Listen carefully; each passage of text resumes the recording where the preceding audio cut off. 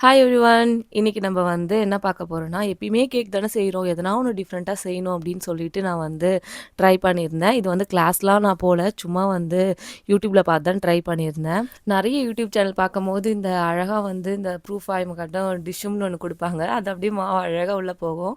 நான் என்னோடது first time குடுக்கும்போது எனக்கு ரொம்பவே ஜாலியா இருந்தது. பரவால்ல நம்ம பண்ணதும் எழும்பி வந்திருக்கே அப்படின்னிட்டு.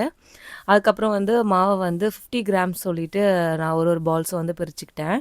50 கிராமுக்கு ஏன் எடுத்தீங்கன்னு சொல்லிட்டு யாரும் கேட்றாதீங்க. எனக்கு தெரியல. 50 கிராம்ஸ் நான் எடுத்து பார்க்கும்போது அந்த பன் சைஸ் கரெக்ட்டா இருந்த மாரி இருந்தது. ஸோ ப்ரூஃப் ஆகும்போது இன்னுமே கொஞ்சம் பெருசாகும் இல்லைங்களா? அது எவ்வளோ தூரம் பெருசாகுன்றது எனக்கு தெரியாது. பட் அந்த சைஸ் ஓகேவா இருக்கும்னு சொல்லிட்டு நான் ஈச் 50 கிராம்ஸ்ன்னு பிரிச்சு வச்சிருந்தேன். இந்த செக்ஷன்லாம் ஈஸியா தான் இருந்தது. பட் இனிஷியலா ஃபர்ஸ்ட்டு நம்ம மாவு போட்டுட்டு பெசையும்போது பார்த்தீங்கன்னா, ரொம்பவே ஒட்டுற மாரி இருந்தது. அதே மாரி இழுத்து இழுத்து பெசைய சொன்னாங்க. அது ரொம்பவே கஷ்டமா இருந்தது. ஃபர்ஸ்ட் டைம் செய்யறதுனால எனக்கு கஷ்டமா இருந்தா என்னன்னு தெரியல. ரொம்ப நேரமா பண்ணிட்டுருக்கேன். ஒரு 10 to 15 மினிட்ஸ் மேல கையே வலிச்சிருச்சு. அப்புறம் தான் அப்பதான் அது நல்லா ப்ரூஃப் ஆகும் அப்படின்ற மாரி சொல்லியிருந்தாங்க எனக்கு. யூடியூப்ல சொன்னாங்க. அதனால அதே மாரி நானும் பண்ணியிருந்தேன். எனக்கு நல்லா தான் இந்த மாரி இருந்தது ப்ரூஃப் ஆயிட்டு. அதுக்கப்புறம் இந்த பால்ஸும் அதே மாரி தான். எனக்கு தெரிஞ்ச மெத்தட்ல நான் அத ஃபோல்ட் பண்ணி பால்ஸ் பண்ணியிருந்தேன். பட் அந்த பால்ஸ் நல்லா தான் வந்திருந்தது. இதுக்கப்புறம் பார்த்தீங்கன்னா செகண்ட் ப்ரூஃபிங் விட சொன்னாங்க.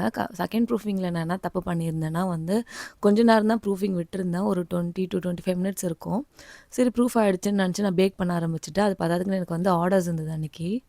அந்த மிஸ்டேக்னால பன் பார்த்தீங்கன்னா பார்க்க அழகா இருந்தது, ஃப்ளஃபியா இருந்தது. தொட்டு பார்த்தா பவுன்ஸ் ஆச்சு. பட் ஹார்ட் ஆயிடுச்சு. அதுவும் டைம் ஆக ஆக ரொம்பவே ஹார்ட் ஆயிடுச்சு. பாருங்க நம்மளோட ப்ரௌனி எவ்வளோ அழகாக வந்திருக்குன்ட்டு. உங்களுக்கு இதே மாதிரி ப்ரௌனிஸ் அண்ட் கேக்ஸ் வேணும்னா கண்டிப்பாக நம்மளை காண்டாக்ட் பண்ணுங்கள். நம்பர் உங்களுக்கு டிஸ்கிரிப்ஷனில் தரேன். கிறிஸ்மஸ் வரதுனால அதோட கேக்ஸும் ப்ரீ புக்கிங் போயிட்டுருக்கு. உங்களுக்கு வேணுன்றவங்க காண்டாக்ட் பண்ணுங்கள் ஃப்ரெண்ட்ஸ். ஓகே ஃப்ரெண்ட்ஸ், பாய்.